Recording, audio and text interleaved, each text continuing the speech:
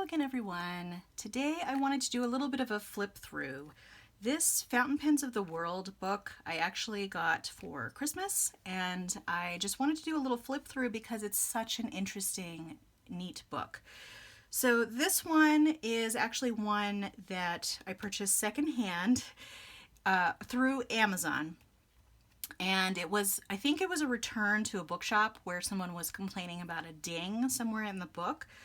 And so it was half price from the original retail price. And these are actually sold out in a lot of places now. So if you can find it, like $100 is a really good price for this book. That's what I got it for. But it's so comprehensive, and it makes such a lovely coffee table book. And this foil, or this plastic cover, was put on by the bookstore that I bought it from, and I think they were just doing that to protect the cover from further dings, which is nice because then I won't be dinging it up either because of the plastic. But this book is just so fascinating. There's actually another, I don't know if it's sort of a companion book, but it does go into more detail about fountain pens of Japan. This does have some fountain pens of Japan in it, but it is not necessarily a larger portion of the book than other places and other countries that make pens. So I think you could totally get both. I actually have the fountain pens of Japan on my wish list, but I don't know if I'll end up getting it because this one was pretty pricey already, and it normally retailed for over $200. That was the original price. So I thought that was a little too pricey, but it was sort of a Christmas gift to myself. So, but I just wanted to do a little bit of flip through. Oh, and this one is signed. I forgot about that, which I thought, what a great deal to have a book that's not only at a big discount, but also signed, which I thought was quite nice. So the book is quite large. I'm going to see how much of it I can actually fit into my frame here. And I'm not necessarily going to go through every page, but I did want to kind of show you the type of stuff that is in this book. So it's really comprehensive, and I'm kind of impressed by how much research they really did. So you have all these really beautiful spreads that go into different fountain pens, and they're by brand. So although they are by locale as well. So like this section is the United States, there's a Europe and a Japan, and maybe other places, I can't remember. So these are all United States pens, and they do, I think they generally go from older to newer. But I mean, look at these. These are so beautiful. I probably would never actually use these, but it's kind of interesting to be able to identify. These are all Watermans. And let's see, from what year are they? 1898 to 1910. So these would probably be pretty expensive if you did find them. But it's really interesting to see the progression and the different filling mechanisms. And we're still on Waterman here. Waterman made a lot of pens. So it's just very, very fascinating. I have collected a few vintage fountain pens. It's not necessarily what my main collection is, or necessarily my passion to collect vintage pens. But if I like the look of something and I think it's a good deal, I will get it. And part of why I wanted this book was to be able to kind of identify pens that I saw out in the world as to whether or not, they're worth getting. So, and then we've got Conklin here. So there's lots of brands, and they're just so lovely. And part of this book is just, having this book is just looking at the beautiful pictures. Like they have a lot of nice old pen ads, which is pretty cute. They have some in black and white, and then they have some in color, but the pictures are really comprehensive, and they really give you a good idea as to what the pens look like and the different colors they came in and that sort of thing. This is Parker now. So that's Parker still. More Parker. And again, I'm not showing you every page. I'm just sort of flipping through. And these are sort of the very more mass market pens, because we have gone from older to newer for the Parkers. I think within each brand they go older to newer. Still more Parkers.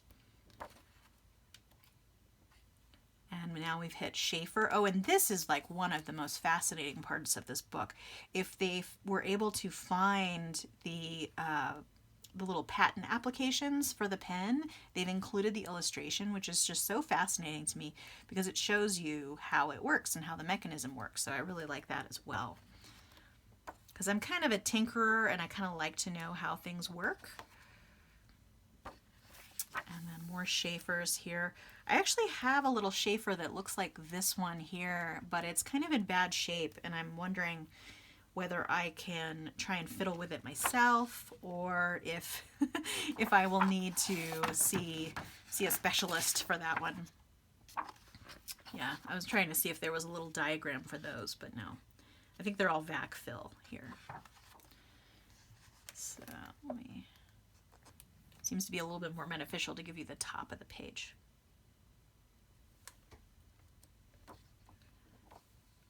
But yeah, here we go. Here's some information about the Snorkel Filler by Schaefer, which is really fascinating.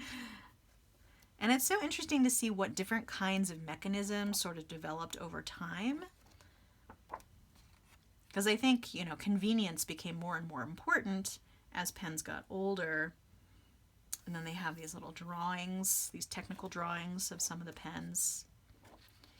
So these are Wall brand, and Wall and Eversharp were two brands that were together for a while. And then, yeah, they'll also show you sort of like the little instructions that used to come. It's very fascinating. Okay, so now we're in United Kingdom.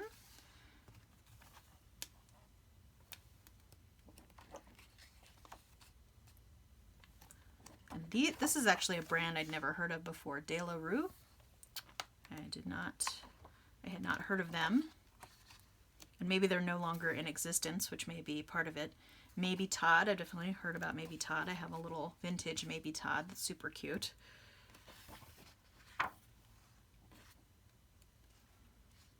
More Maybe Todd. And then here they show all the different trademarks. Super cool.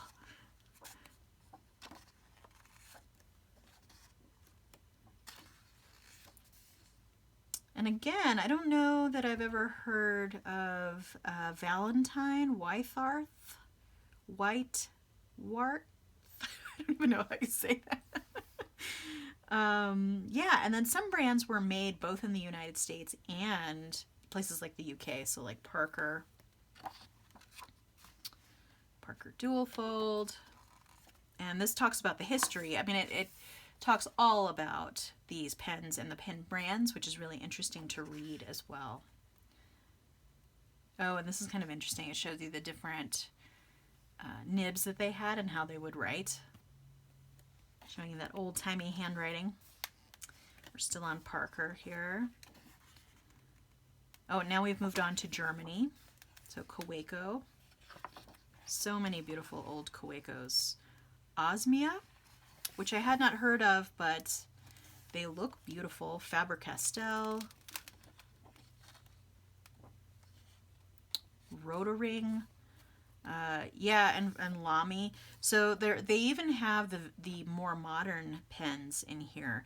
But like this one is the Lamy 2000. That one's been around for quite some time, so it's in here to show the progression. And then we've got Pelicon. So many beautiful Pelicons. It's one of my favorite brands. Oh yeah, and this is kind of neat because it shows you how the Pelicon piston filler works. And then we've got sort of the different logos throughout the years. Trademark and logo. And sometimes you can identify the year by the number of chicks that the Pelicon has. Oh, the Pelican. Very cool. Mont Blanc.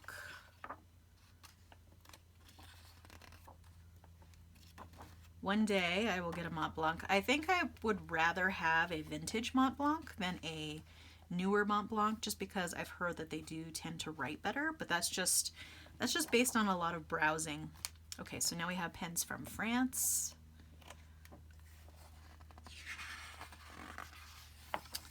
Lovely. Waterman, French Waterman. And I think this one is actually this one here is one that I have that I got used. And then it, like, here's the little key for what everything is. So it's definitely nice for identifying pens, but also just learning about the history, which is really cool. And then we have Italian pens, Mont Blanc, Nettuno, Tibaldi, Aurora, which has been around for a long time. More Mont Blanc, Omas, which is no longer. And I haven't shown it on the channel, but I have actually recently acquired a somewhat subdued Omas. It was a less expensive model, so I felt okay getting it because Omases can run for quite a bit now. Yeah, let's see. Oh, it might be one of these. Let's see, because it looks kind of like this one, I think.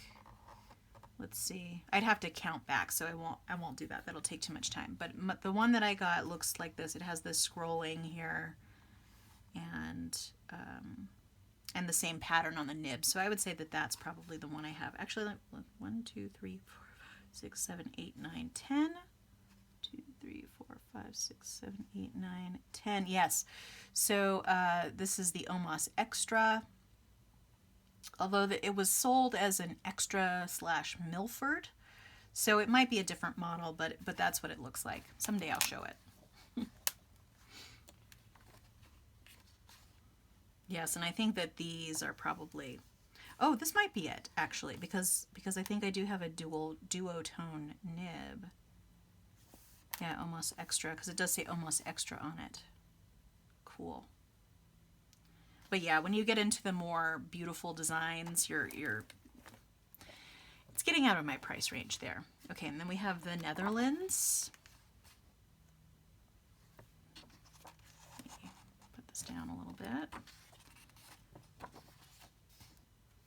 I don't think I've ever purchased a pen from the Netherlands.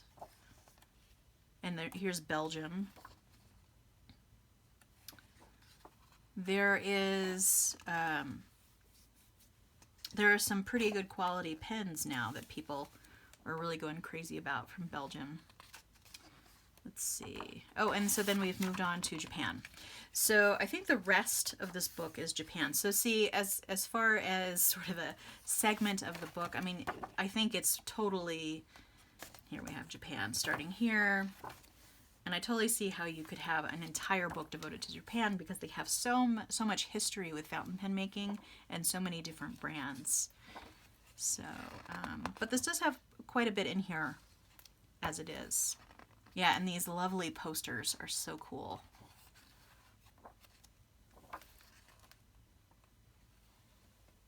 So cool. So we've got Pilot, Nakimi, Pilot / Platinum.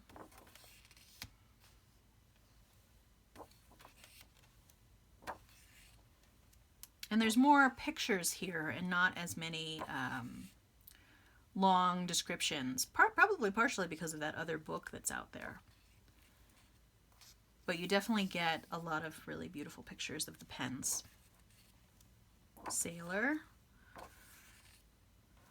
Oh, look at these pretty sailors. I don't think I've ever seen any vintage sailors that look like this anywhere. People probably keep their hands on those. Let's see. Although I do have one, although it's just black, that looks a little bit like that, which is quite nice. Aurora? Why have we gone back to Aurora? Oh, limited editions. Oh, so that's actually not all Japanese because, so there's just that section on Japan. Yeah, so I might have to get the other book on just Japan. Limited editions and commemorative issues. That's what this section is. So yeah, the Japan portion is pretty small. And here we have all these beautiful Omases again. Parker, Pilot, Platinum.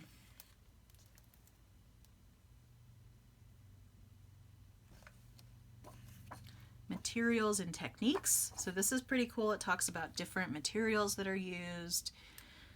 And it's just a great source for just all kinds of knowledge related to fountain pens. Yeah, and this shows you how you would work the wood on a lathe to get a fountain pen. All right, and I think we're approaching the end. Ooh, what's this? Source and preparation of lacquer. Ooh, that's cool. I'm guessing there would be more information about that in the Pens of Japan. So cool. Okay, well, that's the end. I just wanted to show that to you in case you were considering this book at all or had seen it around. It's really, I would say this is definitely for the aficionado as opposed to just the dabbler in pens. I plan to keep this on my coffee table as sort of a, you know, a novelty book for people to look through. But it's a beautiful book, and it's actually already been a pretty good resource for finding and identifying some of the vintage pens that I have.